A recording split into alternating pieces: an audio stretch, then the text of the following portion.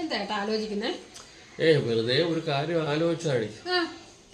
നമ്മുടെ ലോകത്തുള്ള എല്ലാ ഭാര്യമാരും അവരുടെ ഭർത്താക്കന്മാരോട് ചോദിക്കുന്ന ഒരു സ്ഥിരം ചോദ്യമുണ്ട്. എന്താണെന്നറിയാമോ? എന്താ? ഈ മാസത്തെ സാലറി കിട്ടിയോ? അത് പിന്നെ ചോദിക്കണ്ടേ? ഈ സാലറി എന്ന് പറഞ്ഞു കഴിഞ്ഞാൽ നീ എന്താ ഉദ്ദേശിക്കുന്നത്? പൈസ.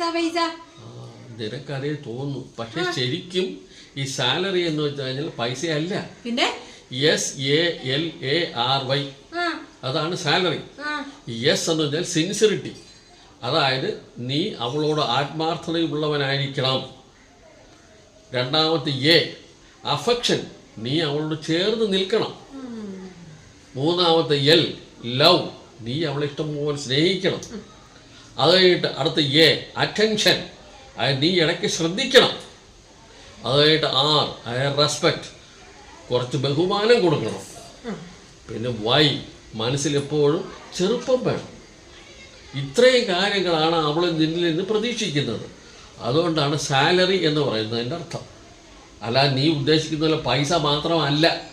മനസ്സിലായോ?